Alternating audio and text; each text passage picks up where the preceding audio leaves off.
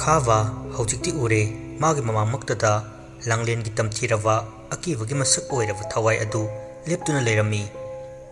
खावा ngasai makai मादी जंत्रदु यावबनिना करिसु खलुदवनी अदुबु हौजिक लांगलेनगी थवाइना जंत्र अदु थदतखिबा अदुदा किरदुना अनाबगी चैनागा फाउदब मखै माइकै खंगदना चेनखिरमी थाजना मखुत्तु तिंथोकपदा कदोमदगिनो खंगदना चैतुप अमा पाइरक्तुना तिंथोकलिबा मखुत अदुदा पाइसिलई अदुगा चेनखिबा खावा अदुदा लंखि खावा ज्ञान मांगदुना उपसिलगा तुखिरमी लांगलेनगी थवाई अदुना खावगी मखोंग अदु पाइरदुना चिंगलगा माइकै अमदा पुखि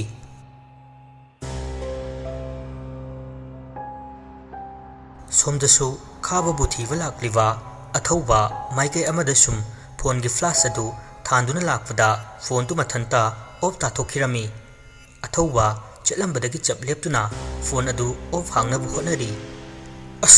तलक्सिदा मसिसु मै याउद्र मालेने कमदौनी आइडिया अमंबसिदा आइदि कदोमदनो चलगा माबु थीदोइसे आई ज्ञान तादना लेबदुदा आई सिरे गायना हुंदोपिरगा चटखरबजाला खंगद्रेन तौसे मदु नुपादु मबुक्ति ओकक फत्तबजानी हाइफेतसु आइबु ज्ञान ताना होना बिरमलदी सी थोकलोइदबनेबा थोकवाइसिना मरोमा आइबु कोइतान तानरगा लेबने हौजिकिदी कैसु तौरक्ते अमुक कैदौरक्तु जानो खंगदे आइदि अमंबसिदा ओथोकना हिनेरोइदोरिगे अथौबसु ngangang adumak amambadura chatli ngasai makhaydi karisu tawrudraga amuk maikai amadagi nupi amana haifet noklamlaga tumina chaplepki athaubasu chatlambadagi chaplepi takriba khonjel adu amuk tavra haina yengi kaisu takidre makhongdo amuk khongkap ama ani thangba hawi maningda amuk mi ama samkibadawna tawrai athauba maningda fat onthoi kanamata leiramde अथौ मसादु कीवदगी निकपा होरकले मनिंगदा कोइलै लैदुना यंगमलगा कीकीना ममाइदु लैथोरकपगा ममामक्तदा लांगलेनगी तमथिरवा अकीबगी मसक ओइरवा थवाई अदु अमु ममाइ मपादा Laramie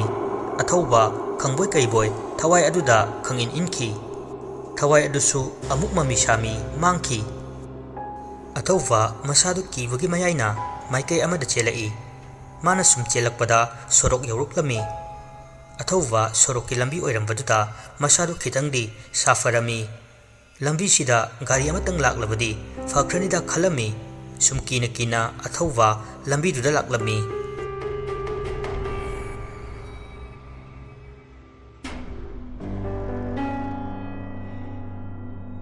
सोमदना तोमालना थेंबबु इमुंगदा चंगलो मपालदा थोरकनु इमुंगसु मपालसु मै लोइना मुथलु हाइदुना थाजिनख्रे अदुगा लाई खुरुंबगी केंदन थालंबा मैदुसु लोइना मुथतख्रे अमुक तोमालदु तुमिन्ना मची लेंगदना माना फमलिबा मफमदुदा अदुमक लेरी मफमदु पुमममख्रे मिचिक मिराखोल अमता ताखिद्रे तंजादुदा लांगलेनगी थवाई अदुना ज्ञान तादना लेरिबा खावगी मसा अदु चिंगदुना पुरकलगा माबु थौरी यानसिनबिखिबा हैनौ पांबी अदुगी मखोंगदा थमलम्मी अदुगा अमुक लांगलेनगी थवाई अदु पाइदुना जटकी तौरिबसिंग अदु सुमांगदुगी मयाइदा लेरिबा तोमालना लोइना उरिबनी अदुबु करिसु हाइदे तुमिना अदुमक लei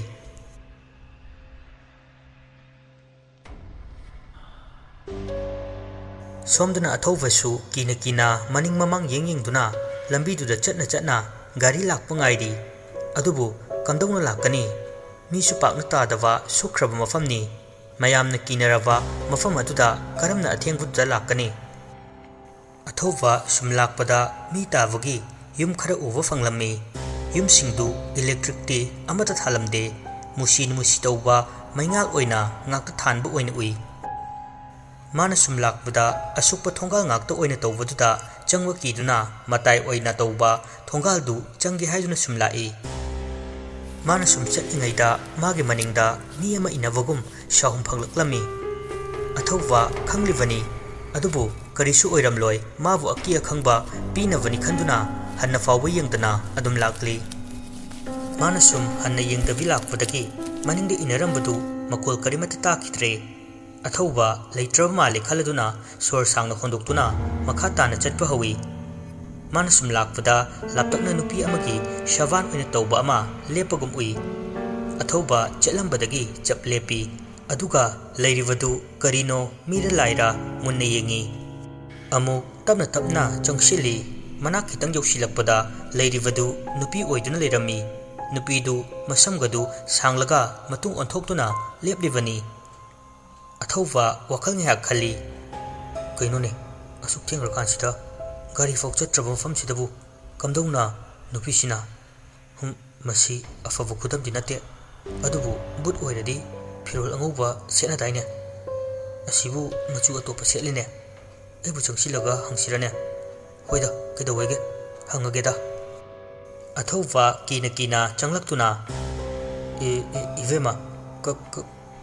ꯀꯅꯥ ꯉꯥꯏꯕꯤꯕꯅꯣ ꯑꯁꯨꯛ ꯊꯦꯡꯂꯀꯥꯟꯁꯤꯗ? ꯑꯣꯟꯊꯣꯛꯂꯒ ꯂꯩꯔꯝꯕ ꯅꯨꯄꯤ ꯑꯗꯨ ꯃꯃꯥꯏ ꯐꯠ ꯑꯣꯟꯁꯤꯜꯂꯛꯏ꯫ ꯍꯣꯏꯃ!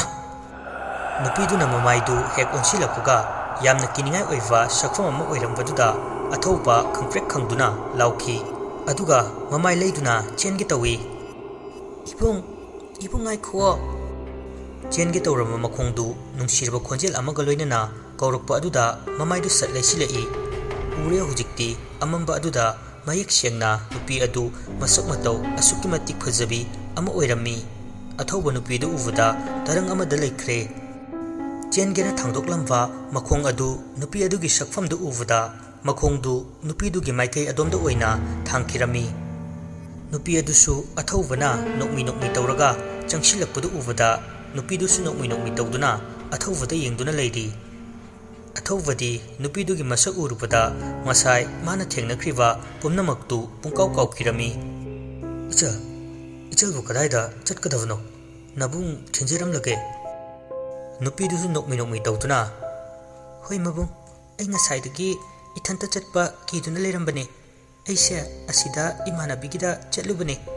ꯃꯥꯅꯁꯨ ꯃꯇꯦꯛ ꯑꯃ ꯊꯤꯜꯂꯛꯂꯝꯃꯤ, ꯑꯗꯨꯒ ꯆꯠꯈ꯭ꯔꯦ꯫ ꯑꯩꯁꯨ ꯃꯇꯦꯛ ꯈꯛꯇ ꯉꯥꯏꯔꯕꯅꯦ꯫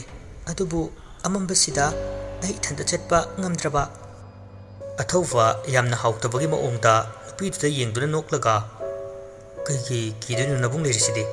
ꯀꯔꯤꯝꯇ ꯈꯜꯂꯨꯅꯨꯁꯦ, ꯂꯥꯛꯑꯣ ꯊꯤꯟꯕꯤꯔꯝꯂꯒꯦ꯫ ꯌꯥꯝ ꯅꯨꯡꯉꯥꯏꯖꯔꯦ ꯏꯕꯨꯡ꯫ ꯑꯁꯨꯝꯅ ꯃꯈꯣꯏ ꯑꯅꯤ ꯇꯨꯡꯃꯥꯡ ꯊꯪꯅꯅ ꯆꯠꯃꯤꯟꯅꯔꯝꯃꯤ꯫ ꯏꯕꯨꯡꯕꯨ ꯀꯗꯥꯏꯗ ꯆꯠꯂꯨꯕꯅꯣ ꯑꯊꯦꯡꯕꯁꯤꯗ? ꯑꯩꯕꯨꯔꯣ? ꯑꯁꯤꯗ ꯏꯃꯥꯟꯅꯕ ꯑꯃꯒ ꯊꯕꯛ ꯑꯃ ꯆꯠꯂꯨꯕꯅꯦ꯫ ꯑꯗꯨꯗ ꯒꯥꯔꯤ ꯊꯥꯎꯗꯣ ꯂꯣꯏꯊꯣꯛꯈꯤꯗꯨꯅ ꯏꯃꯥꯟꯅꯕꯗꯨ ꯊꯥꯎ ꯊꯤꯕ ꯊꯣꯛꯈꯤꯕꯅꯦ꯫ ꯃꯗꯨꯗ ꯍꯜꯂꯛꯃꯟꯗꯕꯗꯨꯗ ꯑꯩꯁꯨ ꯊꯤꯕ ꯊꯣꯔꯛꯂꯤꯕꯅꯦ꯫ ꯑꯊꯧꯕꯗꯨ ꯍꯥꯏꯖꯤꯟꯅꯔꯤꯕꯅꯤ꯫ ꯑꯁꯨꯛ ꯊꯦꯡꯂꯕꯁꯤꯗ ꯐꯪꯒꯗ꯭ꯔꯅꯦ? ꯈꯪꯗꯦꯗ, ꯐꯪꯗ꯭ꯔꯒꯅ ꯒꯥꯔꯤ ꯃꯅꯨꯡꯗ ꯑꯍꯤꯡ ꯂꯦꯛꯄ ꯇꯥꯔꯦꯗꯅ꯫ ꯑꯗꯣ ꯏꯕꯨꯡ, ꯑꯩꯈꯣꯏꯗ ꯊꯥꯎꯕꯨꯗꯤ ꯈꯔ ꯂꯩꯍꯧꯋꯦ, ꯑꯗꯨ ꯑꯣꯏꯅ ꯄꯨꯕꯤꯈ꯭ꯔꯣ꯫ ꯌꯥꯏꯅꯦ, ꯑꯗꯨꯗꯤ ꯕꯦꯁꯅꯤ꯫ ꯑꯗꯨ ꯏꯆꯟꯕꯨ ꯌꯨꯝꯗ ꯀꯅꯥ ꯀꯅꯥ ꯂꯩꯒꯦ? ꯏꯕꯨꯡ, ꯑꯩꯈꯣꯏꯒꯤꯗꯤ ꯀꯅꯥꯝꯇ ꯂꯩꯇꯦꯗ, ꯏꯃꯥꯒ ꯑꯩꯒꯗꯅꯤ꯫ ꯑꯊꯧꯕ ꯇꯟꯖꯥ ꯑꯃ ꯐꯪꯂꯦ ꯈꯟꯗꯨꯅ ꯅꯣꯛꯐꯦꯠ ꯇꯧꯔꯤ꯫ ꯑꯣ, ꯑꯗꯨꯗꯤ ꯌꯥꯝ ꯏꯪꯅ ꯆꯤꯛꯅ ꯂꯩꯔꯝꯒꯅꯤꯅꯦ꯫ ꯍꯣꯏ, ꯑꯗꯨꯃꯥꯏ ꯍꯥꯏꯇꯥꯔꯦ꯫ ꯑꯗꯣ ꯅꯈꯣꯏꯒꯤ ꯌꯨꯝꯁꯤꯕꯨ ꯀꯌꯥꯝ ꯋꯥꯠꯂꯤꯒꯦ? ꯌꯧꯗꯧꯔꯦ ꯏꯕꯨꯡ, ꯑꯁꯤꯒꯤ ꯒꯣꯂꯥꯏ ꯂꯩꯊꯣꯛꯂꯒ ꯂꯩꯔꯦ꯫ ꯑꯣ, ꯐꯔꯦ ꯐꯔꯦ꯫ ꯑꯅꯤꯗꯨꯅ ꯆꯠꯃꯤꯟꯅꯔꯤꯕꯗꯨ ꯅꯨꯄꯤꯗꯨꯅ ꯃꯃꯥꯡꯗ ꯊꯪꯂꯒ ꯆꯠꯂꯤꯕꯅꯤ꯫ ꯅꯨꯄꯥꯗꯨꯅ ꯇꯨꯡꯗꯅꯤ ꯋꯥꯔꯤ ꯁꯥꯟꯅꯔꯤꯕꯗꯨ ꯃꯃꯥꯏꯒ ꯑꯝꯇ ꯑꯣꯟꯊꯣꯔꯛꯇꯦ꯫ ꯑꯊꯧꯕꯁꯨ ꯅꯨꯄꯤꯗꯨꯒꯤ ꯇꯨꯡ ꯑꯗꯨꯃꯛ ꯏꯟꯅꯔꯛꯂꯤ꯫ ꯑꯊꯧꯕꯗꯤ ꯍꯥꯟꯅꯗꯒꯤ ꯈꯔꯒ ꯐꯠꯇꯕꯅꯦ꯫ ꯃꯥꯒꯤ ꯋꯥꯈꯜꯗꯨ ꯑꯐꯕ ꯑꯃꯠꯇ ꯈꯜꯂꯝꯗꯦ꯫ ꯇꯟꯖꯥꯗꯨ ꯃꯥꯡꯍꯜꯂꯔꯣꯏ ꯍꯥꯏꯅ ꯈꯟꯈ꯭ꯔꯦ꯫ ꯍꯧꯖꯤꯛꯇ ꯊꯦꯡꯅꯈ꯭ꯔꯤꯕ ꯂꯥꯡꯂꯦꯟꯒꯤ ꯊꯋꯥꯏꯒꯤ ꯑꯀꯤꯕ ꯄꯨꯝꯕꯗꯨ ꯂꯣꯏꯅ ꯀꯥꯎꯈꯤꯕꯒꯨꯝ ꯇꯧꯈ꯭ꯔꯦ꯫ ꯅꯨꯄꯤꯗꯨ ꯁꯨꯝ ꯆꯠꯂꯝꯕꯗꯒꯤ ꯆꯞ ꯂꯦꯞꯇꯨꯅ, ꯏꯕꯨꯡ, ꯌꯧꯔꯦ, ꯑꯁꯤ ꯊꯣꯡꯒꯥꯜꯁꯤꯗꯅꯦ꯫ ꯑꯣ, ꯑꯗꯨꯗꯤ ꯊꯥꯎꯗꯣ ꯂꯧꯊꯣꯛꯄꯤꯔꯛꯂꯒꯦꯔꯥ? ꯑꯩ ꯁꯤꯗ ꯂꯩꯖꯔꯝꯂꯒꯦ꯫ ꯏꯕꯨꯡ, ꯃꯄꯥꯜꯁꯤꯗ ꯅꯨꯡꯉꯥꯏꯔꯣꯏꯌꯦ꯫ ꯅꯨꯃꯤꯗꯥꯡꯒ ꯑꯣꯏꯕꯅ ꯃꯅꯨꯡꯗ ꯑꯗꯨꯝ ꯆꯪꯂꯁꯦ, ꯑꯗꯨꯒ ꯏꯕꯨꯡꯅ ꯑꯗꯨꯝ ꯄꯨꯕꯤꯈ꯭ꯔꯣ꯫ ꯑꯊꯧꯕꯗꯤ ꯃꯗꯨꯇꯕꯨ ꯍꯥꯏꯔꯛꯄ ꯉꯥꯏꯔꯤꯕꯅꯤ꯫ ꯍꯣꯏ, ꯆꯪꯉꯣ, ꯑꯩ ꯆꯪꯂꯛꯂꯒꯦ꯫ ꯑꯁꯤ ꯍꯥꯏꯗꯨꯅ ꯅꯨꯄꯤꯗꯨ ꯒꯦꯠꯇꯨ ꯍꯥꯡꯗꯨꯅ ꯆꯪꯈ꯭ꯔꯦ꯫ ꯅꯨꯄꯥꯗꯨꯁꯨ ꯃꯤꯔꯛ ꯅꯥꯔꯛ ꯌꯦꯡꯂꯤ꯫ ꯃꯃꯤꯠꯇꯨ ꯅꯥꯛ ꯌꯦꯠ ꯀꯣꯏꯂꯩ ꯂꯩꯗꯨꯅ ꯌꯦꯡꯉꯝꯂꯒ ꯍꯥꯡꯗꯨꯅ ꯂꯩꯔꯤꯕ ꯒꯦꯠ ꯑꯗꯨꯗ ꯆꯪꯈ꯭ꯔꯦ꯫ ꯃꯥꯅ ꯍꯦꯛ ꯆꯪꯂꯛꯄꯗ ꯉꯁꯥꯏ ꯃꯈꯩ ꯈꯔ ꯉꯥꯜꯂꯝꯕꯁꯤꯡ ꯑꯗꯨ ꯒꯦꯠꯇꯨ ꯀꯥꯟꯁꯤꯟꯕꯒ ꯄꯨꯡꯃꯝ ꯃꯝꯈ꯭ꯔꯦ꯫ ꯑꯊꯧꯕ ꯇꯧꯔꯤꯕꯗꯨ ꯄꯨꯡꯉꯛ-ꯉꯛꯈ꯭ꯔꯦ꯫ ꯍꯧꯖꯤꯛꯇ ꯆꯪꯈꯤꯕ ꯅꯨꯄꯤ ꯑꯗꯨꯅ ꯀꯗꯣꯝꯗ ꯆꯪꯈ꯭ꯔꯕ ꯒ꯭ꯌꯥꯟ ꯇꯥꯗ꯭ꯔꯦ꯫ ꯑꯊꯧꯕ ꯀꯣꯏꯂꯩ ꯂꯩꯗꯨꯅ ꯃꯥꯏꯀꯩ ꯈꯨꯗꯤꯡ ꯂꯣꯏꯅ ꯌꯦꯡꯉꯤ, ꯑꯗꯨꯕꯨ ꯀꯔꯤꯁꯨ ꯎꯗꯦ꯫ ꯃꯥꯅ ꯀꯣꯏꯔꯩ ꯂꯩꯗꯨꯅ ꯌꯦꯡꯂꯤꯉꯩ ꯍꯥꯡꯗꯨꯅ ꯂꯩꯔꯝꯕ ꯒꯦꯠ ꯑꯗꯨ ꯁꯥꯐꯨ ꯀꯟꯅ ꯒꯝ ꯂꯣꯟꯁꯤꯟꯈꯤ꯫ ꯑꯊꯧꯕ ꯒꯦꯠ ꯂꯣꯟꯈꯤꯕꯒꯤ ꯃꯈꯣꯜꯗꯨꯗ ꯈꯪꯄ꯭ꯔꯦꯛ ꯈꯪꯗꯨꯅ ꯈꯣꯡꯐꯝꯗꯨ ꯈꯔ ꯍꯜꯂꯝꯃꯤ꯫ ꯃꯗꯨꯗꯒꯤ ꯑꯊꯧꯕ ꯉꯁꯥꯏ ꯃꯈꯩ ꯃꯥꯅ ꯇꯧꯈ꯭ꯔꯤꯕꯁꯤꯡ ꯑꯗꯨ ꯅꯤꯡꯁꯤꯡꯂꯛꯇꯨꯅ ꯀꯤꯔꯗꯨꯅ ꯒꯦꯠ ꯑꯗꯨꯒꯤ ꯃꯅꯥꯛꯇ ꯆꯦꯟꯁꯤꯜꯂꯛꯇꯨꯅ ꯒꯦꯠꯇꯨꯕꯨ ꯍꯥꯡꯅꯕ ꯀꯟꯅ ꯍꯣꯠꯅꯔꯝꯃꯤ꯫ ꯑꯗꯨꯕꯨ ꯍꯥꯡꯕꯗꯤ ꯉꯝꯂꯝꯗꯦ꯫ ꯑꯊꯧꯕ ꯎꯄꯥꯏ ꯂꯩꯇ ꯂꯩꯇ ꯀꯞꯇꯨꯅ "ꯒꯦꯠ ꯍꯥꯡꯉꯣ! ꯒꯦꯠ ꯍꯥꯡꯉꯣ! ꯒꯦꯠ ꯍꯥꯡꯉꯣ ꯃꯤ!" ꯃꯥꯅ ꯂꯥꯎꯔꯒ ꯀꯞꯂꯤꯉꯩꯗꯨꯗ ꯃꯥꯒꯤ ꯃꯅꯤꯡꯗꯨꯗ ꯅꯨꯄꯤ ꯑꯃꯅ ꯌꯥꯝꯅ ꯍꯔꯥꯎꯅ ꯏꯁꯩ ꯉꯪꯕꯒꯨꯝ ꯃꯈꯣꯜ ꯇꯥꯔꯛꯂꯝꯃꯤ꯫ ꯉꯪꯂꯤꯕ ꯏꯁꯩꯗꯨ ꯃꯌꯦꯛꯁꯨ ꯁꯦꯡꯕ ꯅꯠꯇꯦ, ꯑꯀꯤꯕꯒꯤ ꯃꯑꯣꯡꯗꯅꯤ ꯉꯪꯂꯤꯕ ꯏꯁꯩ꯫ ꯏꯁꯩ ꯉꯪꯂꯝꯕꯗꯒꯤ ꯑꯃꯨꯛ ꯇꯞꯅ ꯇꯞꯅ ꯀꯞꯄ ꯍꯧꯔꯛꯂꯝꯃꯤ꯫ ꯀꯞꯂꯤꯕꯗꯨ ꯌꯥꯝꯅ ꯊꯃꯣꯏ ꯁꯣꯛꯅꯅꯤ꯫ ꯑꯊꯧꯕ ꯃꯗꯨ ꯇꯥꯕꯗꯒꯤ ꯒꯦꯠ ꯃꯌꯥꯗ ꯂꯩꯔꯝꯕꯗꯒꯤ ꯊꯣꯔꯛꯇꯨꯅ ꯃꯥꯏꯀꯩ ꯑꯃꯗ ꯑꯃꯨꯛ ꯆꯦꯜꯂꯤ꯫ ꯑꯗꯨꯕꯨ ꯀꯞꯂꯤꯕ ꯈꯣꯟꯖꯦꯜ ꯑꯗꯨꯗꯤ ꯂꯦꯞꯂꯝꯗꯦ꯫ ꯑꯊꯧꯕ ꯁꯨꯝ ꯁꯨꯝ ꯂꯥꯛꯄꯗ ꯀꯔꯤꯒꯨꯝꯕ ꯄꯣꯠꯁꯛ ꯑꯃꯗ ꯂꯧꯗꯨꯅ ꯇꯨꯁꯤꯜꯂꯤ꯫ ꯑꯊꯧꯕ ꯍꯦꯛ ꯇꯨꯈꯤꯕꯒ ꯀꯞꯂꯝꯕ ꯈꯣꯟꯖꯦꯜ ꯑꯗꯨ ꯌꯥꯝꯅ ꯍꯧꯅ ꯅꯣꯛꯄ ꯑꯃꯨꯛ ꯍꯧꯔꯛꯂꯝꯃꯤ꯫ ꯑꯊꯧꯕ ꯇꯨꯔꯤꯕꯗꯨ ꯍꯧꯒꯠꯇꯨꯅ ꯃꯥꯅ ꯂꯧꯔꯒ ꯇꯨꯈ꯭ꯔꯤꯕꯗꯨ ꯃꯣꯟ ꯃꯣꯟ ꯂꯥꯎꯕ ꯑꯗꯨꯗ ꯃꯥꯔꯒ ꯌꯦꯡꯉꯤ꯫ ꯃꯥꯅ ꯃꯥꯔꯨꯕ ꯃꯇꯝꯗꯗꯤ ꯃꯤꯑꯣꯏ ꯑꯃꯒꯤ ꯍꯛꯆꯥꯡ ꯑꯣꯏꯔꯝꯃꯤ꯫ ꯑꯊꯧꯕ ꯁ꯭ꯋꯥꯏ ꯂꯥꯎꯈꯤ꯫ ꯃꯤꯑꯣꯏ ꯑꯗꯨꯗꯤ ꯃꯥꯅ ꯎꯕ ꯅꯠꯇꯦ, ꯀꯅꯥꯅꯣ ꯍꯥꯏꯕꯁꯨ ꯈꯪꯂꯝꯗꯦ꯫ "ꯀꯔꯤꯒꯤꯅꯣ ꯅꯪꯅ ꯂꯩꯔꯝꯅꯦꯅ ꯆꯠꯀꯅꯤ ꯍꯥꯏꯔꯒ ꯑꯩꯈꯣꯏꯒꯤ ꯃꯅꯥꯛꯇ ꯑꯃꯨꯛ ꯂꯥꯛꯂꯤꯕꯁꯦ? ꯍꯥ, ꯌꯥꯝ ꯁꯛꯂꯣꯟ ꯍꯩꯕ꯭ꯔꯣ? ꯊꯣꯔꯛꯑꯣ, ꯅꯇꯤꯛ ꯂꯩꯔꯦ ꯊꯣꯔꯛꯑꯣ!" ꯑꯊꯧꯕꯅ ꯁꯥꯎꯅ ꯂꯥꯎꯔꯤꯕꯗꯨ ꯀꯔꯤꯁꯨ ꯅꯥꯆꯨꯡꯕꯤꯗꯨꯅ ꯊꯋꯥꯏ ꯑꯗꯨꯗꯤ ꯑꯊꯧꯕꯒꯤ ꯑꯀꯣꯏꯕꯗ ꯀꯣꯏꯄꯥꯏ ꯄꯥꯏꯗꯨꯅ ꯅꯣꯛ ꯅꯣꯛꯇꯨꯅ ꯂꯩꯔꯤ꯫ ꯃꯇꯧ ꯑꯗꯨꯗ ꯑꯊꯧꯕ ꯀꯤꯁꯨ ꯀꯤꯔꯤꯕꯅꯤ, ꯀꯤꯗꯕ ꯁꯥꯗꯨꯅ ꯂꯥꯎꯔꯤꯕꯅꯤ꯫ ꯑꯊꯧꯕ ꯈꯪꯂꯦ ꯉꯁꯤꯗꯤ ꯃꯍꯥꯛ ꯑꯃꯗꯤ ꯃꯥꯒꯤ ꯃꯔꯨꯞ ꯈꯥꯕ ꯍꯤꯡꯂꯔꯣꯏ ꯍꯥꯏꯕꯁꯤ꯫ ꯑꯗꯨꯒ ꯈꯥꯕꯅ ꯀꯗꯣꯝꯗ ꯂꯩꯈ꯭ꯔꯕ ꯍꯥꯏꯕꯁꯤ ꯑꯊꯧꯕ ꯈꯪꯅꯤꯡ ꯅꯤꯡꯁꯤꯡꯂꯛꯏ꯫ ꯃꯥꯅ ꯉꯁꯥꯏ ꯂꯧꯔꯒ ꯇꯨꯈꯤꯕ ꯑꯗꯨꯒꯤ ꯃꯅꯥꯛꯇ ꯄ꯭ꯔꯞ ꯄ꯭ꯔꯞ ꯆꯪꯁꯤꯜꯂꯛꯇꯨꯅ ꯉꯁꯥꯏ ꯂꯩꯍꯧꯕ ꯃꯤꯑꯣꯏ ꯑꯃꯒꯤ ꯍꯛꯆꯥꯡ ꯑꯗꯨ ꯀꯣꯏꯃꯥ ꯃꯥꯗꯨꯅ ꯌꯦꯡꯉꯤ꯫ ꯃꯥꯅ ꯊꯤꯔꯤꯕꯗꯨ ꯀꯔꯤꯅꯣ ꯈꯪꯕ ꯅꯠꯇꯦ, ꯃꯥꯕ ꯌꯥꯕ ꯃꯥꯔꯕ ꯃꯇꯨꯡꯗ ꯈꯥꯕꯒꯤ ꯃꯅꯥꯗ ꯁꯅꯥꯒꯤ ꯃꯑꯣꯡꯗ ꯑꯃ ꯁꯤꯕꯅꯤ꯫ ꯃꯗꯨ ꯑꯊꯧꯕꯅ ꯊꯦꯡꯅꯈ꯭ꯔꯦ꯫ ꯃꯗꯨꯗꯒꯤ ꯇꯥꯗꯨꯅ ꯂꯩꯔꯤꯕꯗꯨ ꯈꯥꯕꯒꯤ ꯍꯛꯆꯥꯡꯅꯤ ꯍꯥꯏꯕ ꯑꯊꯧꯕ ꯈꯪꯂꯛꯂꯝꯃꯤ꯫ ꯑꯊꯧꯕꯅ ꯃꯃꯥꯏꯗꯨ ꯇꯞꯅ ꯁꯦꯠ ꯁꯦꯠ ꯊꯥꯗꯨꯅ "ꯑꯣꯏ ꯚꯥꯏ, ꯇꯥꯕ꯭ꯔꯣ? ꯀꯩꯅꯣ ꯅꯪ ꯁꯤꯗ ꯂꯩꯔꯝꯂꯤꯁꯤꯅ? ꯁꯦ ꯍꯧꯒꯠꯂꯣ, ꯃꯐꯝꯁꯤ ꯊꯨꯅ ꯊꯥꯗꯣꯛꯇꯨꯅ ꯆꯠꯁꯦ꯫ ꯂꯥꯛꯑꯣ, ꯑꯩꯈꯣꯏ ꯁꯣꯏꯗꯅ ꯁꯤꯕ ꯇꯥꯔꯦ, ꯍꯧꯒꯠꯂꯣ!" ꯑꯊꯧꯕꯅ ꯀꯧꯗꯨꯅ ꯈꯥꯕꯕꯨ ꯍꯧꯗꯣꯛꯏ꯫ ꯑꯗꯨꯕꯨ ꯈꯥꯕꯗꯤ ꯑꯁꯤꯕꯒꯨꯝ ꯇꯥꯗꯨꯅ ꯂꯩꯔꯤ꯫ ꯇꯥꯂꯛꯇꯨꯗ ꯃꯥꯏꯀꯩ ꯑꯃꯗꯒꯤ ꯑꯃꯗ ꯑꯃꯨꯛ, ꯑꯃꯗꯒꯤ ꯑꯃꯗ ꯑꯃꯨꯛ ꯅꯣꯛꯄ ꯀꯞꯄ ꯇꯧꯗꯨꯅ ꯂꯩꯕ ꯑꯗꯨꯗ ꯑꯊꯧꯕ ꯃꯁꯥꯗꯨ ꯀꯤꯗꯨꯅ ꯅꯤꯛꯄ ꯍꯧꯔꯛꯂꯝꯃꯤ꯫ ꯑꯃꯨꯛ ꯆꯦꯟꯁꯤꯟꯗꯨꯅ ꯒꯦꯠꯇꯨꯕꯨ ꯍꯥꯡꯅꯕ ꯍꯣꯠꯅꯩ꯫ ꯃꯥꯏꯀꯩ ꯑꯃꯗꯒꯤ ꯅꯨꯄꯤ ꯑꯃꯅ ꯀꯞꯄꯒꯤ ꯈꯣꯟꯖꯦꯜ ꯇꯥꯔꯛꯏ, ꯑꯗꯨꯒ ꯅꯥꯀꯟ ꯑꯃꯗꯅ ꯅꯣꯛꯄꯒꯤ ꯈꯣꯟꯖꯦꯜ꯫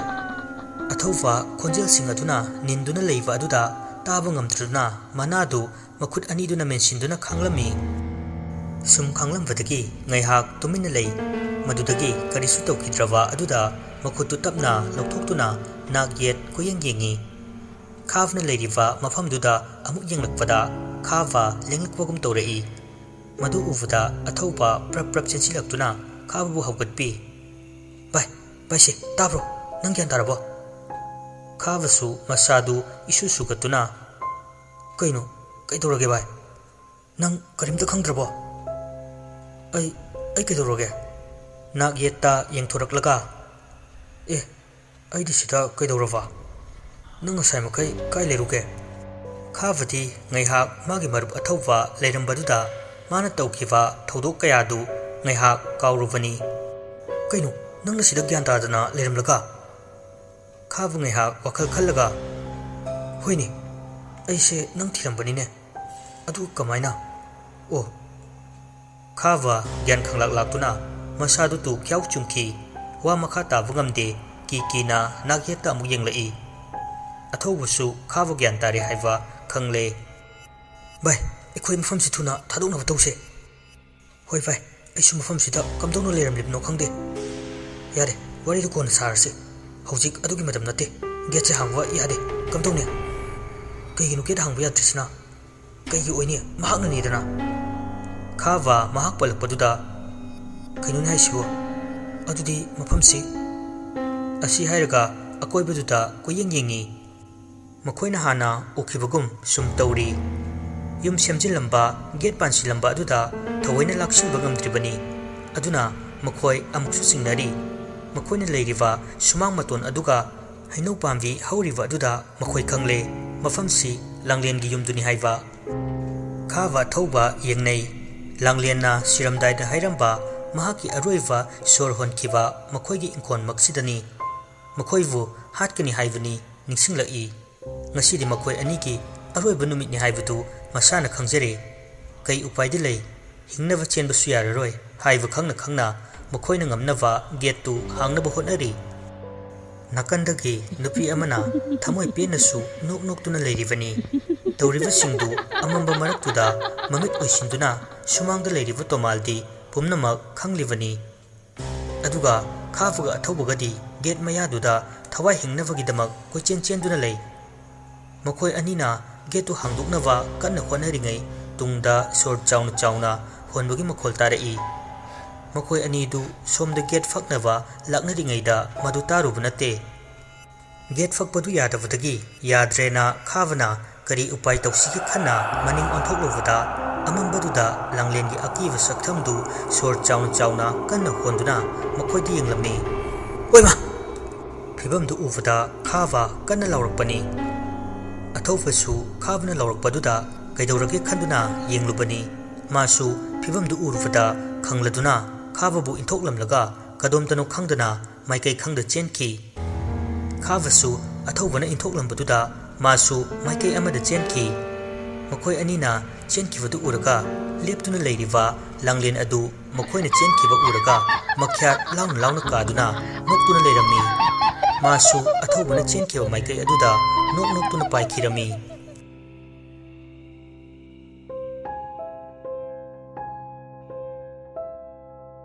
ꯇꯟꯖꯥꯗꯨ ꯄꯨꯡ 12 ꯍꯦꯟꯖꯤꯜꯂꯛꯂꯕꯅꯤ ꯂꯥꯡꯂꯦꯟ ꯍꯣꯏꯅ ꯁꯤꯈꯤꯕ ꯃꯇꯝꯗꯨꯃꯛꯇꯗ ꯇꯣꯃꯥꯜ ꯑꯃꯗꯤ ꯀꯨꯂꯥ ꯃꯩ ꯑꯗꯨ ꯊꯥꯒꯠꯇꯨꯅ ꯄꯨꯡ ꯃꯇꯝ ꯉꯥꯏꯗꯨꯅ ꯂꯩꯔꯤꯕꯅꯤ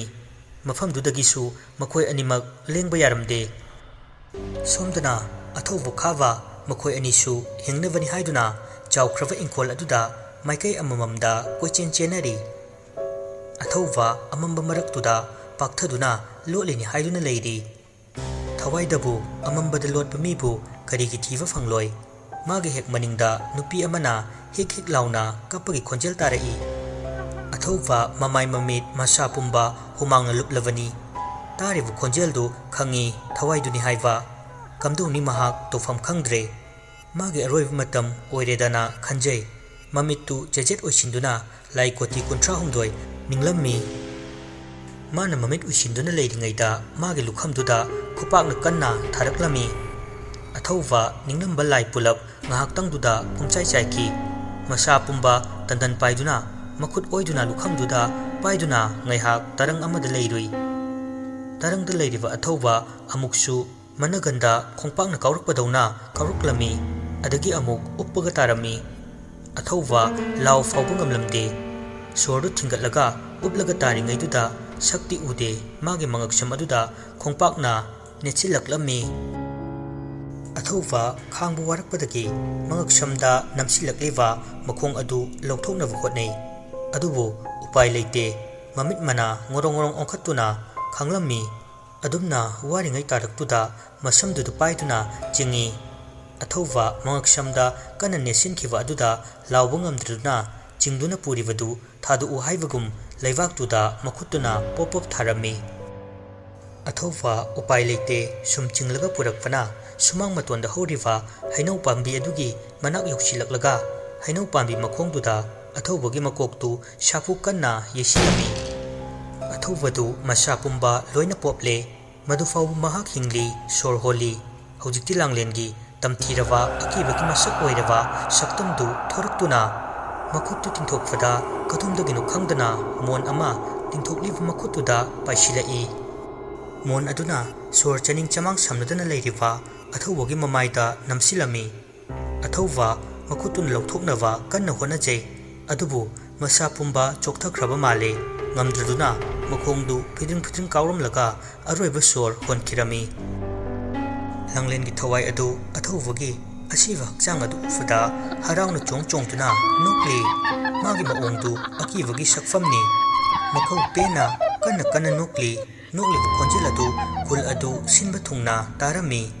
amuksu yamna nungaitana thamoi sokna kapli kaplam vadagi maikai amada amu mamaidu shat onsinki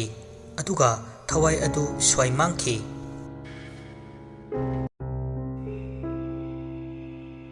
somdana machindu menduna ingkhol adugi warakki maraktuda khava lotli khava ngasaidagi karisu toroktrabaduda thokke haina masadu kitang lenglakpada nakandagi murum sonba makhol taraklami makoldu hektavaga hogutke toramba khavadu amuk hanagum lengdana laikre khavna kina leiringaiduda maningdagi makhut amana tapna thamlai khava machin melamba makhutu pakhatpagi mayaina khangchik chikhi kivagi mayaina makhutu I thokpa makhai chikpadu chainaga fawwa natte murum solamba adu amuk akibagi maongda kablakli kapagi kiringaiduda nakan amada amuk akibagi maongda noglakli khava torivising adu tafda masadu mafamduda leiva ngamlaklamdre mafamdu thaduklaga chengen hogolakpada khavagi mukoktuda maningdagi chaitup amana shafu kana thomlami khava makoktu thomlakpa aduda hogatna makhutuna thomlakhiwa makok aduda paisilufada I thorakpadawna tawraklami makoktusu ipopopadawna tawri khava makoktu pairaga amu khuru kunthaduna chaina khangliba khava makhongduda paiduna langlengi thawaina athawbagi asiwa hakchangdugi manak tamna purai khava masadu chaina na karisu lawbangangwa ngamlamde khap chingduna adumak leiri khawagi hakchangdu athawbagi nakanda leirami langlena makhadagi thang ama lokhoraktuna khap chingduna leiriwa khawada yengduna hairai ngasina aigi ningba thungba numit matamdugi numituna nakhoigi ningba thungba matamduda aina haikiwa nakhoina tabikhide nakhoibu aigi aroiba matamda kari haiki nakhoi ningsinglibra aina thawai thakiba miku mafamdumaktada aigi yumgi inkolsimaktada nakhoibu aroibu ohengani haina hojikti nakhoigi numit surabani asi hairaga langlena khavgi mangaktu thangduna amutang chingki khavasu amurak anirak khap chinglamlaga tumina laikre langlen maikai amada yenglai ngasai makai tumina leiramba tomalsu langlengi thawaidu manakta makhutta thauri ani paiduna changlai tomalna thauridu langlenda pirami langlensu thauridu paiduna nupa ani dubu hainau pambi amagi masa ammamda animak thauri yanchinduna thamlammi pumnamak loirakpada pung 3 tarakadaure langlen hojikki nungsiraba magi masak aduda thoraklami aduga tomalda hairaklami mama hojikti ai pele aigi ningba pumnamak thongle matam kuinadagi ningjarakpa matam kuinadagi ngaijarakpa aigi laman kumbagi thabak loire aibo lairamlenda thabiro Ivema hojikti nangi ningba thonglabanina nangbu aina soidana lairamlenda yaunava nangi mamana siladawani aduga nangna yum ingkolsida lehaugadoriwa makhoigi matai manaw asidadi ayet apan piranuko hoi mama hojikti aigi thauloirabanina aina makhoi kanabusu ayet apan piraroi aibu asi yauna mamana honabirakpagidamak aina mamabu hainingai leitana thagacheri aduga mama kulabusu mateng pangbibagidamakta aina mahapusu mamangda aibu manghanaba kaya tawramlabasu aina ngakpirabani aduga ingkhol sida leiriba makhoibusu aigi mateng pangbibagidamakta makhoibusu aina punsigi kaujiroi phare mama aibu lairamlenda tilhanbiro asumna tomal amadi kulana pufam chap jare khanduna mai hogatuna langlen amadi atopa thawaising pulap lairamlenda thabikhirami madu pumnamak loirakpada pung 3 tasilakle thembasu tomalna hodoktuna asiva anidu lauthaduna puraga lambigi matai amada hundoklami somda kulasu pumnamaktu loirabada masadu iru maithajaraga fi honglaga mai oktuna imungda changkre ꯊꯦꯝꯕꯒ ꯇꯣꯃꯥꯜꯒꯁꯨ ꯊꯕꯛꯁꯤꯡꯗꯨ ꯂꯣꯏꯔꯕ ꯃꯇꯨꯡꯗ ꯃꯁꯥꯁꯤꯡꯗꯨ ꯁꯦꯡꯗꯣꯛꯂꯝꯃꯤ꯫ ꯅꯣꯡꯁꯨ ꯉꯥꯟꯐꯨꯡ ꯉꯥꯟꯐꯨꯡ ꯇꯧꯔꯛꯂꯕꯅꯤꯅ ꯉꯥꯏꯍꯥꯛ ꯋꯥꯔꯤ ꯁꯥꯟꯅꯈꯤꯁꯤ ꯍꯥꯏꯗꯨꯅ ꯌꯨꯝ ꯆꯪꯂꯒ ꯋꯥꯔꯤ ꯁꯥꯟꯅꯅ ꯊꯦꯝꯕꯗꯨ ꯋꯥꯔꯕ ꯃꯥꯜꯂꯦ ꯉꯥꯏꯍꯥꯛ ꯎꯏꯊꯔꯨꯏ꯫ ꯊꯦꯝꯕ ꯃꯥꯕꯨ ꯀꯧꯔꯛꯄ ꯑꯗꯨꯒꯤ ꯃꯥꯏꯀꯩꯗ ꯌꯦꯡꯂꯨꯏ꯫ ꯂꯥꯡꯂꯦꯟ ꯑꯉꯧꯕ ꯐꯤꯖꯣꯜ ꯁꯦꯠꯇꯨꯅ ꯅꯨꯡꯁꯤꯔꯕ ꯁꯛꯇꯝꯗ ꯊꯦꯝꯕꯗ ꯅꯨꯡꯁꯤꯅ ꯌꯦꯡꯗꯨꯅ ꯂꯩꯔꯝꯃꯤ꯫ ꯊꯦꯝꯕꯁꯨ ꯎꯔꯤꯕꯗꯨ ꯂꯥꯡꯂꯦꯟꯅꯤ ꯍꯥꯏꯕ ꯈꯪꯂꯝꯃꯤ꯫ ꯊꯦꯝꯕ ꯂꯥꯡꯂꯦꯟꯗ ꯃꯨꯟꯅ ꯌꯦꯡꯖꯔꯛꯏ꯫ "ꯊꯦꯝꯕ, ꯅꯍꯥꯛꯅ ꯑꯩꯒꯤ ꯃꯇꯝ ꯀꯨꯏꯅꯗꯒꯤ ꯅꯤꯡꯖꯔꯛꯄ ꯄꯨꯝꯅꯃꯛ ꯉꯁꯤꯗꯤ ꯊꯨꯡꯍꯟꯕꯤꯔꯦ꯫ ꯑꯩꯕꯨꯁꯨ ꯂꯥꯏꯔꯝꯂꯦꯟꯗ ꯏꯪꯅ ꯆꯤꯛꯅ ꯂꯩꯅꯕꯒꯤꯗꯃꯛꯇ ꯍꯣꯠꯅꯕꯤꯕꯒꯤꯗꯃꯛ ꯅꯍꯥꯛꯄꯨ ꯑꯩꯅ ꯀꯩꯗꯧꯅꯨꯡꯗ ꯀꯥꯎꯖꯔꯣꯏ꯫ ꯅꯉꯣꯟꯗ ꯂꯃꯟ ꯇꯣꯟꯁꯤꯟꯖꯔꯦ꯫ ꯅꯍꯥꯛꯀꯤ ꯂꯃꯟꯗꯤ ꯃꯄꯣꯛ ꯈꯨꯗꯤꯡꯗꯁꯨ ꯁꯤꯡꯕ ꯉꯝꯖꯔꯔꯣꯏ꯫ ꯑꯩꯒꯤ ꯃꯄꯣꯛ ꯑꯃ ꯍꯥꯏꯕꯗꯣ ꯂꯩꯔꯝꯂꯕꯗꯤ ꯅꯍꯥꯛꯀꯤ ꯅꯆꯥ ꯑꯣꯏꯅ ꯐꯪꯖꯔꯒ ꯅꯍꯥꯛꯀꯤ ꯂꯃꯟ ꯁꯤꯡꯕ ꯉꯝꯕ ꯑꯣꯏꯖꯒꯦꯀꯣ꯫ ꯍꯧꯖꯤꯛꯇꯤ ꯑꯩꯅ ꯇꯥꯏꯕꯪ ꯃꯤꯔꯛꯇ ꯂꯩꯕꯒꯤ ꯃꯇꯝ ꯂꯣꯏꯁꯤꯜꯂꯛꯂꯦ꯫ ꯑꯩ ꯆꯠꯂꯒꯦ"꯫ ꯑꯁꯤ ꯍꯥꯏꯔꯝꯂꯒ ꯂꯥꯡꯂꯦꯟ ꯊꯦꯝꯕꯒꯤ ꯃꯤꯠꯃꯥꯡꯗꯒꯤ ꯃꯃꯤ ꯁꯥꯃꯤ ꯃꯥꯡꯈꯤꯔꯝꯃꯤ꯫ ꯊꯦꯝꯕ ꯋꯥꯜꯗ ꯃꯀꯣꯛ ꯉꯥꯊꯗꯨꯅ ꯎꯏꯔꯝꯕ ꯑꯗꯨ ꯐꯨꯛ ꯍꯧꯒꯠꯂꯛꯇꯨꯅ "ꯂꯥꯡꯂꯦꯟ"꯫ ꯇꯣꯃꯥꯜꯗꯤ ꯉꯁꯥꯏꯗꯒꯤ ꯊꯦꯝꯕꯗ ꯋꯥꯔꯤ ꯑꯃ ꯁꯨꯝ ꯂꯤꯔꯝꯕꯅꯤ꯫ ꯊꯦꯝꯕꯅ ꯎꯏꯕꯗꯨ ꯈꯪꯂꯨꯕ ꯅꯠꯇꯦ꯫ ꯊꯦꯝꯕꯅ ꯐꯤꯡꯅ ꯂꯥꯡꯂꯦꯟ ꯀꯧꯔꯒ ꯍꯧꯒꯠꯂꯛꯄꯗꯨꯗ "ꯍꯩꯃꯥ, ꯀꯩꯗꯧꯔꯦ ꯏꯕꯨꯡꯉꯣ? ꯏꯐꯤꯡ ꯐꯤꯡꯉꯤꯗꯤ"꯫ "ꯃꯥꯃꯥ, ꯍꯧꯖꯤꯛ ꯑꯩꯒꯤ ꯃꯪꯗ ꯂꯥꯡꯂꯦꯟꯗꯣ ꯂꯥꯛꯂꯝꯃꯦ"꯫ "ꯏꯍꯦ, ꯑꯗꯨꯒꯤ ꯑꯣꯏꯔꯦ꯫ ꯅꯉꯣꯟꯗ ꯋꯥ ꯈꯔ ꯍꯥꯏꯅꯤꯡꯕꯒꯤ ꯑꯣꯏꯔꯤꯅꯤ꯫ ꯃꯥꯗꯤ ꯃꯐꯝꯁꯤꯗ ꯂꯥꯛꯂꯔꯣꯏꯀꯣ"꯫ "ꯍꯣꯏ ꯃꯥꯃꯥ, ꯃꯥꯅ ꯑꯩꯕꯨ ꯊꯥꯒꯠꯄꯤꯔꯝꯃꯦ꯫ ꯑꯗꯨꯒ ꯃꯥꯒꯤ ꯃꯄꯣꯛ ꯑꯃ ꯂꯩꯔꯝꯂꯕꯗꯤ ꯑꯩꯍꯥꯛꯀꯤ ꯏꯆꯥ ꯑꯣꯏꯅ ꯐꯪꯖꯒꯦ ꯍꯥꯏꯔꯝꯃꯦ"꯫ "ꯐꯔꯦ ꯐꯔꯦ꯫ ꯍꯧꯖꯤꯛꯇꯤ ꯅꯣꯡꯁꯨ ꯉꯥꯜꯂꯦ꯫ ꯅꯍꯥꯛꯀꯤ ꯂꯣꯏꯅꯕꯤꯁꯨ ꯒ꯭ꯌꯥꯟ ꯇꯥꯔꯛꯂꯅꯤ꯫ ꯃꯍꯥꯛꯇꯤ ꯄꯨꯝꯅꯃꯛꯁꯤ ꯈꯪꯂꯣꯏ꯫ ꯍꯧꯈꯤꯕꯅ ꯄꯨꯝꯅꯃꯛ ꯀꯥꯎꯈ꯭ꯔꯕꯅꯤ꯫ ꯑꯗꯨꯅ ꯃꯍꯥꯛ ꯒ꯭ꯌꯥꯟ ꯇꯥꯔꯛꯂꯒ ꯋꯥꯐꯝꯁꯦ ꯍꯧꯗꯣꯛꯂꯨꯔꯅꯨ"꯫ "ꯀꯩꯅꯣ ꯍꯥꯏꯁꯤꯕꯨ ꯃꯥꯃꯥ? ꯃꯃꯥꯡꯗ ꯊꯣꯛꯈꯤꯕꯁꯤꯡꯗꯨ ꯂꯣꯏꯅ ꯀꯥꯎꯈꯤꯗꯣꯏꯔꯣ"? "ꯍꯣꯏꯅꯦ, ꯍꯦꯛ ꯍꯧꯔꯛꯄꯗꯒꯤ ꯄꯨꯝꯅꯃꯛ ꯀꯥꯎꯈ꯭ꯔꯕꯅꯤ"꯫ ꯊꯦꯝꯕ ꯉꯥꯏꯍꯥꯛ ꯈꯟꯖꯥꯟꯅꯅ ꯂꯩ꯫ "ꯑꯗꯨ ꯃꯥꯃꯥ, ꯂꯥꯡꯂꯦꯟꯒꯤꯅꯤ ꯍꯥꯏꯕ ꯊꯥꯖꯅ ꯄꯤꯔꯝꯕ ꯂꯤꯛꯇꯨꯅ ꯀꯝꯗꯧꯈ꯭ꯔꯒꯦ"? "ꯑꯗꯨꯁꯨ ꯉꯁꯥꯏ ꯖꯩꯒ ꯇꯧꯕꯗ ꯃꯍꯥꯛꯀꯤ ꯊꯋꯥꯏ ꯐꯥꯖꯤꯜꯂꯝꯃꯤ ꯍꯥꯏꯕ ꯂꯥꯏ ꯐꯗꯤꯕꯤ ꯑꯗꯨꯁꯨ ꯂꯣꯏꯅ ꯌꯥꯎꯅ ꯖꯩꯒ ꯇꯧꯕꯗ ꯍꯥꯞꯈ꯭ꯔꯦ"꯫ "ꯑꯣ, ꯑꯗꯨꯗꯤ ꯀꯩꯁꯨ ꯇꯧꯔꯔꯣꯏꯀꯣ"? "ꯇꯧꯔꯔꯣꯏ"꯫ "ꯐꯔꯦ ꯐꯔꯦ, ꯅꯣꯡꯁꯨ ꯉꯥꯜꯂꯦ꯫ ꯇꯧꯒꯗꯕꯁꯤꯡꯗꯣ ꯇꯧꯔꯣ꯫ ꯉꯥꯏꯍꯥꯛ ꯂꯩꯔꯗꯤ ꯂꯩꯀꯥꯏꯁꯦ ꯏꯔꯥꯡ ꯂꯥꯡꯅꯔꯅꯤ꯫ ꯑꯗꯨꯒ ꯅꯪꯒꯤ ꯂꯣꯏꯅꯕꯤꯗꯤ ꯋꯥꯁꯦ ꯍꯥꯏꯒꯅꯨꯀꯣ"꯫ "ꯍꯣꯏ ꯃꯥꯃꯥ꯫ ꯑꯗꯣ ꯃꯥꯃꯥ ꯉꯔꯥꯡꯁꯨ ꯆꯥꯛ ꯆꯥꯗ꯭ꯔꯦ꯫ ꯑꯩ ꯆꯥꯛ ꯊꯣꯡꯒꯠꯂꯛꯂꯒꯦ꯫ ꯃꯥꯃꯥꯁꯨ ꯆꯥꯛ ꯏꯁꯤꯡ ꯅꯤꯡꯊꯤꯅ ꯆꯥꯔꯒ ꯍꯟꯕꯤꯔꯣ"꯫ "ꯍꯣꯏ ꯍꯣꯏ"꯫ ꯑꯁꯨꯝꯅ ꯊꯦꯝꯕꯁꯨ ꯏꯃꯨꯡꯒꯤ ꯊꯕꯛ ꯈꯔ ꯂꯣꯏꯁꯤꯜꯂꯒ ꯆꯥꯛ ꯏꯁꯤꯡ ꯊꯥꯡꯒꯠꯈ꯭ꯔꯦ꯫ ꯃꯤꯑꯣꯏ ꯈꯔ ꯉꯔꯥꯡꯒꯤ ꯃꯇꯧꯗꯨ ꯑꯌꯨꯛ ꯉꯟꯅ ꯋꯥꯀꯤꯡ ꯊꯣꯛꯄ ꯐꯥꯎꯕ ꯀꯤꯅꯗꯅ ꯊꯣꯛꯅꯔꯝꯗꯦ꯫ ꯄꯨꯡ 6-7 ꯇꯥꯕ ꯑꯗꯨꯋꯥꯏꯒꯤ ꯃꯇꯝꯅꯤ꯫ ꯃꯐꯝꯗꯨ ꯈꯔꯒ ꯁꯨꯛꯄꯒ ꯃꯤꯁꯨ ꯀꯥ ꯍꯦꯟꯅ ꯆꯪꯗꯕ ꯃꯐꯝ ꯑꯣꯏꯕꯅ ꯀꯩꯁꯨ ꯈꯟꯖꯤꯟꯅꯔꯝꯗꯦ꯫ ꯅꯨꯄꯥ ꯑꯃ ꯁꯖꯤꯛ ꯐꯥꯟꯕ ꯂꯥꯛꯄꯗ ꯂꯩꯔꯝꯂꯤꯕꯗꯨ ꯎꯕꯗ ꯈꯪꯄ꯭ꯔꯦꯛ ꯈꯪꯗꯨꯅ ꯂꯥꯎꯔꯒ ꯆꯦꯜꯂꯛꯏ꯫ ꯃꯌꯥꯝꯁꯨ ꯆꯦꯟꯁꯤꯟꯅꯔꯛꯏ ꯀꯩꯗꯧꯔꯒꯦ ꯍꯥꯏꯅ꯫ ꯑꯗꯨꯒ ꯅꯨꯄꯥꯗꯨꯅ ꯇꯥꯛꯄꯗꯒꯤ ꯌꯦꯡꯂꯨꯕꯗ ꯑꯊꯧꯕ ꯑꯃꯗꯤ ꯈꯥꯕ ꯑꯅꯤꯗꯨꯒꯤ ꯑꯁꯤꯕ ꯍꯛꯆꯥꯡ ꯑꯣꯏꯗꯨꯅ ꯂꯩꯔꯝꯃꯤ꯫ ꯃꯈꯣꯏ ꯑꯅꯤꯒꯤ ꯑꯁꯤꯕ ꯍꯛꯆꯥꯡ ꯑꯗꯨ ꯌꯦꯡꯍꯩꯗ꯭ꯔꯦ꯫ ꯃꯁꯥ ꯄꯨꯝꯕ ꯂꯣꯏꯅ ꯌꯦꯡꯕꯗ ꯃꯁꯛ ꯈꯪꯗ꯭ꯔꯦ꯫ ꯃꯃꯥꯏ ꯃꯃꯤꯠꯁꯤꯡꯗꯨꯁꯨ ꯂꯣꯏꯅ ꯀꯣꯠꯊꯣꯛꯄꯗꯧꯅꯁꯨ ꯇꯧꯔꯤ꯫ ꯅꯨꯄꯤ ꯑꯉꯥꯡꯗꯤ ꯎꯕꯗ ꯑꯣꯕ ꯐꯥꯎꯕ ꯌꯥꯎꯅꯔꯦ꯫ ꯈꯪꯂꯦ ꯐꯤꯚꯝꯗꯨ ꯂꯥꯡꯂꯦꯟꯒꯤ ꯊꯋꯥꯏꯗꯨꯅ ꯍꯥꯠꯄꯅꯤ ꯍꯥꯏꯕ꯫ ꯃꯈꯣꯏ ꯂꯣꯏꯅ ꯀꯩꯁꯨ ꯍꯥꯏꯅꯗꯦ꯫ ꯃꯤꯑꯣꯏ ꯈꯔ ꯇꯧꯔꯒ ꯄꯨꯂꯤꯁꯇ ꯄꯥꯎ ꯄꯤꯗꯨꯅ ꯄꯨꯂꯤꯁꯅ ꯂꯧꯈꯠꯈ꯭ꯔꯦ꯫ ꯀꯝꯗꯧꯅ ꯃꯈꯣꯏꯕꯨ ꯁꯤꯕꯅꯣ ꯍꯥꯏꯕꯁꯨ ꯈꯪꯈꯤꯗ꯭ꯔꯦ꯫ ꯈꯨꯜꯒꯤ ꯃꯤꯌꯥꯝꯁꯨ ꯑꯃꯠꯇ ꯑꯣꯏꯅ ꯄꯥꯎꯈꯨꯝ ꯆꯞ ꯃꯥꯟꯅꯅ ꯄꯤꯔꯝꯃꯤ ꯈꯪꯗꯦ ꯍꯥꯏꯅ꯫ ꯊꯥꯖꯁꯨ ꯒ꯭ꯌꯥꯟ ꯇꯥꯔꯛꯇꯨꯅ ꯃꯥꯅ ꯃꯃꯥꯡꯗ ꯎꯈꯤꯕ ꯊꯣꯛꯈꯤꯕꯗꯨ ꯀꯔꯤꯁꯨ ꯈꯪꯗꯕꯒꯨꯝ ꯍꯧꯒꯠꯂꯛꯄꯗꯨꯗ ꯄꯨꯡꯗꯨꯁꯨ 7 ꯍꯦꯜꯂꯕꯅꯤ꯫ ꯊꯥꯖ ꯃꯁꯥꯗꯨ ꯏꯅꯝ ꯅꯝꯁꯤꯟꯕꯗꯧꯅ ꯇꯧꯏ꯫ ꯃꯁꯥꯗꯨ ꯆꯣꯛꯊꯕ ꯊꯤꯟꯗꯣꯛꯄ, ꯃꯁꯥꯗꯨ ꯇꯤꯡꯂꯤ ꯌꯥꯡꯂꯤꯕꯗꯧꯅ ꯇꯧꯔꯤ꯫ ꯁꯨꯃꯥꯡꯗ ꯗꯨꯛꯀ ꯀꯠꯇꯨꯅ ꯂꯩꯔꯝꯂꯦ꯫ ꯅꯨꯡꯁꯥꯁꯨ ꯁꯥꯔꯝꯂꯦ꯫ "ꯀꯩꯅꯣꯅꯦ, ꯀꯌꯥꯝ ꯊꯦꯡꯂꯕꯖꯥꯠꯅꯣ ꯑꯩꯁꯤꯕꯣ? ꯉꯁꯤꯗꯤ ꯌꯥꯍꯧꯁꯤ ꯌꯥꯝꯅ ꯊꯦꯡꯗꯣꯛꯈ꯭ꯔꯦ꯫ ꯇꯥꯃꯣ"꯫ ꯊꯥꯖ ꯏꯃꯨꯡꯗꯒꯤ ꯃꯄꯨꯔꯣꯏꯕꯕꯨ ꯀꯧꯔꯤ꯫ ꯊꯦꯝꯕꯁꯨ ꯇꯥꯔꯗꯨꯅ "ꯑꯩ ꯁꯤꯗ ꯂꯩꯌꯦ"꯫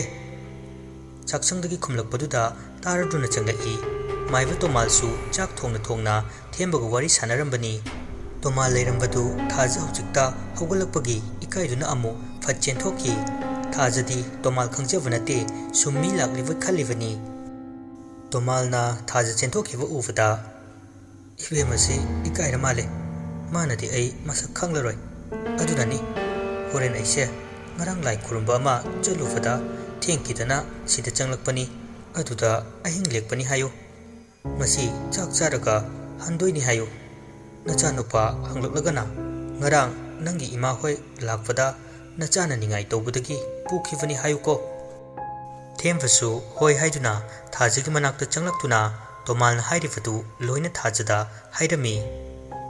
asumna chak ising chaminaraga thembana tomalda dakina katuna tomalsu mayum hankre thembaga thajaga machanupadu laururaga ingna chikna nungaina palami athawa amadi khava makhoi anigi misidu adum gyan tadana loisin kirami chahi anigi matungni thaja masak matau fajabi machanupi ama phangjerami machanupi adu mapana langlen haina maming thonbirami langlen chahi ahum surakle mahakti haino mokhongduda adum sanaduna leirami thajigi manakta leminaram lavasu haino mokhongda hekta sanaduna leirami thaja chakhumda chak thongduna machanupidusu manakta leirivani thajana chengdu suraga onthorakpada langlen leiramdre mahakna thorakpada sumang matonda horiva haino pambi adugi makhongda ngaduna leirami masi angangsidi masidada hekta leiramiba chatombia nangsidi pako nakhongsi onthongnasu thuna chatkre maikase leithokpa yaba nateba asumna thajana machanupi langlenbu pamkhatuna pusilaklami langlen masaktu hanaki langlengi masaktuga chap manana haino aduda munna yenglaga noktuna bai vai torami mataudu getagi changlakliwa themvana uvada ingakngakna nahak naiftu chumle nahakpu aigi icha oina fangjare adubu awachai thengdi pibikanuko matang asida inkol hairiva wari asi loisinjare